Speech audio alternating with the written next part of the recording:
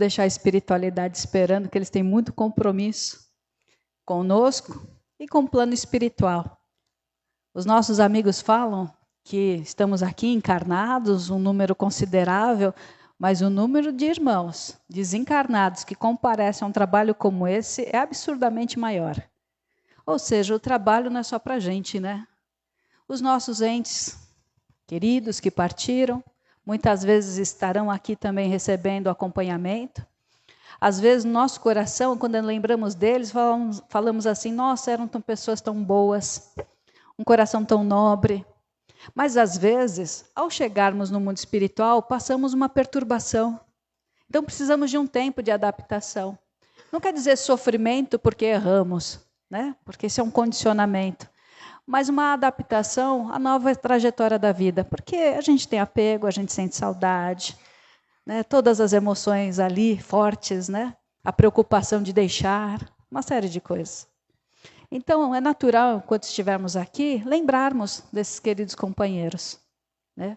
Só que os vínculos não se fazem só por amor. Às vezes, os vínculos se fazem pelo amor que adoeceu. Mágoa, ressentimento, às vezes até ódio. Então, a vida é reconstituição. Precisamos reconstituir ideias, jeitos, conceitos, para harmonizar. Se a gente falar na linguagem cristã, a gente fala do amor, né? Porque o amor não é somente o desejar o bem, é fazer o bem. O amor é sintonizar com Deus. Mas não é o Deus que está fora, é o Deus que está dentro, falando sobre a nossa consciência. Então tem tanta coisinha acontecendo. Por isso que nessas últimas décadas nós viemos nos preparando, todos, para trabalhar com o nosso lado psíquico. E é por isso que sofremos muito no nosso aparelho mental. Um enxame de pensamentos, pensamentos intrusivos, negatividade, a sensação de oscilação dos nossos transtornos de humor, somatização pelos complexos emocionais, e o negócio vai longe. Então chegou a hora. Por isso que é tão importante esse momento que a gente está vivendo. A gente sempre fala isso, né? Estamos vivendo história. É um momento de transição planetária, de conhecimento. Mas a gente não pode brincar de avestruz. Lembra? A avestruz coloca a cabeça na terra, fingindo que não está acontecendo nada. A gente não pode mais se esquivar de coisas importantes. A gente tem que aproveitar ao máximo. Vamos largar um pouquinho a reclamação, mesmo que seja um hábito, e vamos ver o que a gente pode ser útil, onde a gente pode atuar. Seja numa situação bem simples ou uma situação de complexidade, não importa. Onde Deus nos chamou a atuar, que a gente faça o melhor possível. Vamos tentar fazer isso agora? Vamos elevar o nosso pensamento em prece. Fecha teu olho. Entrega. Exercita a tua fé. Não somos nós médios. A gente está no mesmo caminho. A gente está aprendendo junto. Centraliza a tua fé na espiritualidade maior que trabalha em nome de Deus. E eles sabem o que a gente precisa. Então vamos juntos. Vamos sentir a oração. Vamos abrir os panoramas da nossa mente e deixar que a cura comece de dentro para fora.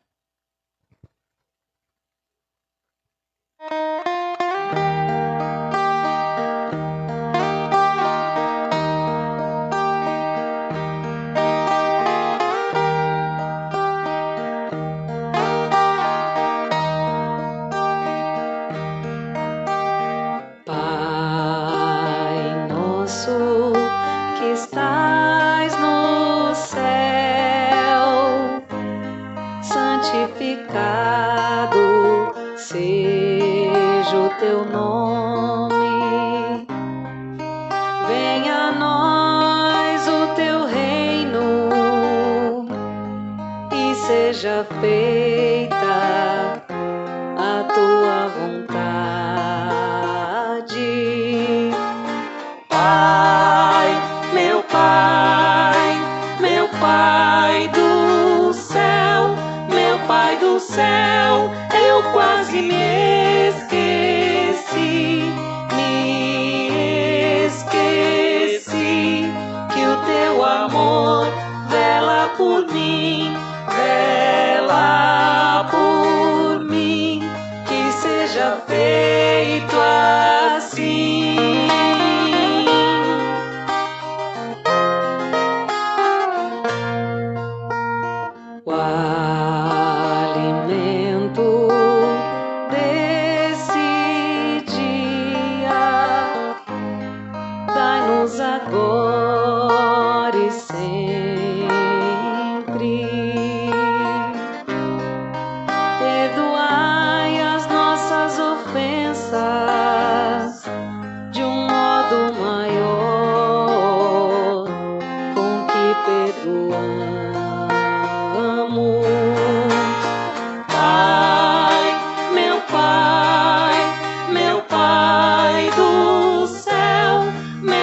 do céu, eu quase me esqueci.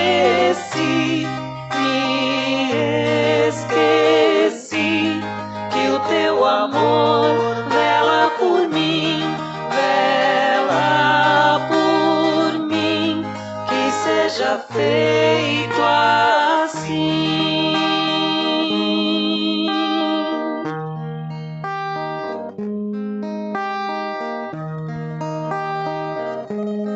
Não nos deixeis cair em tentação, mas livrai-nos de todo mal.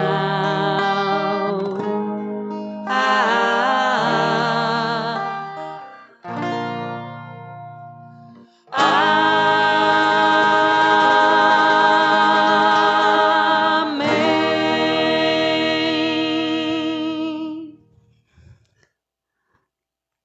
Havia uma combinação de montanhas de nome Horebe. E ali havia um rei, Hammurabi, que quando percebia o comportamento dos seus súditos, ele percebeu o seguinte: ah, é? Matou?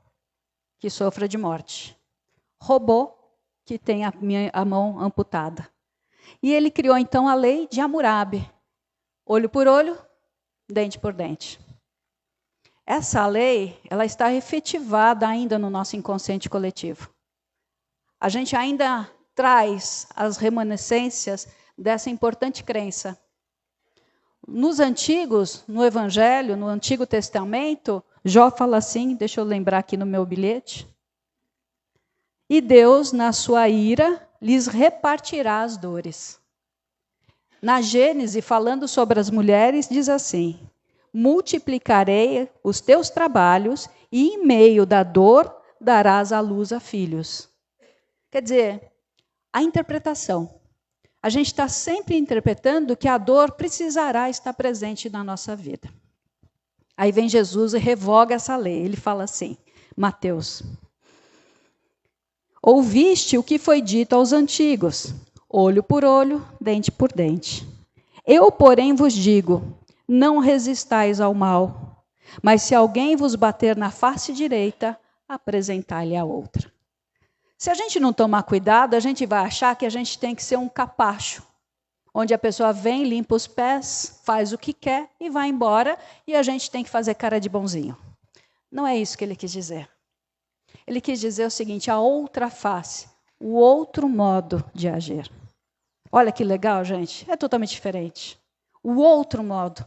Porque a gente tem uma sociedade muito vingativa. Falou mal, a gente fala mal por trás. Agiu, a gente fica magoado. A gente tem uma tendência a usar muito pouco a nossa sabedoria.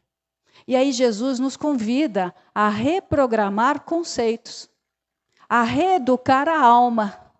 Mas quando ele fala no Sermão da Montanha, que a lei principal é a lei do amor, mas não é esse amor banal. Não é esse amor pequeno que a gente vê nas novelas, nos romances. Né? Isso é muito pequeno. É o amor que suporta. Paulo de Tarso, né? Tudo sofre. O amor não se ufana. Ele não se rebaixa. Vivemos uma época de uma sociedade muito narcisista. O narcisismo é uma consequência da falsa noção do belo, da falsa noção do certo. Então eu crio o delírio de importância interna que eu não tenho. Mas eu quero sobrepor, eu quero impor à sociedade, eu quero impor às pessoas. Eu lembro sempre de um professor na faculdade que ele dizia assim, chave e fechadura. O psicopata sempre vai ter sua vítima perfeita, e a vítima perfeita vai ter o seu psicopata. A lei da atração funciona. Por quê? Esses gatilhos internos, inconscientes, condicionados, a gente atrai condições. Mas, Yara, no Espiritismo não fala isso? Que a gente veio pagar karma? Não, não fala isso, gente. Não fala. Ele fala o seguinte, que nós temos a oportunidade de refazer caminhos. Que nós temos a oportunidade de voltarmos para a reencarnação, trazendo tendências e tentações. e que vai da nossa disposição em lutar contra essas tendências e tentações e manter a outra face, o outro comportamento. É isso que nós viemos fazer. Então a dor pode bater na porta? Pode. Eu acho que até que vai. Né? Não é nem um fatalismo, mas a dor vai. Mas é a gente que vai decidir se vai deixar ela entrar e ficar. É a gente que vai decidir a forma que a gente vai viver. Tem uma expressão que fala assim: explica, mas não justifica. Ah, porque eu sofri muitos abusos na infância e agora então eu sou muito dura com os meus filhos. Explica, mas não justifica. Justamente por você ter experimentado a dor, você já aprendeu que não deve reproduzir a dor. Deixa eu colocar isso em exemplo. Há um tempo atrás, acompanhei uma senhora que ela estava tendo muitas crises de ansiedade. Crises muito fortes. Não conseguia ficar sozinha, entrava em pânico, passava mal mesmo quando estivesse infartando, procurou todos os médicos. E aí, quando os médicos falavam, isso é emocional, a gente quer morrer de catapora, né? Parece que quando fala que é emocional não é nada, só que é mais difícil. Porque a gente não sabe que emoção é aquela. Que história é aquela que foi pensada e nos faz adoecer. Então ela, na faixa dos 80 anos, estava colapsando por uma história que ela viveu na juventude, quando num romance ela engravidou e abortou. E o aborto que ela praticou lá atrás voltava como se fosse uma assombração.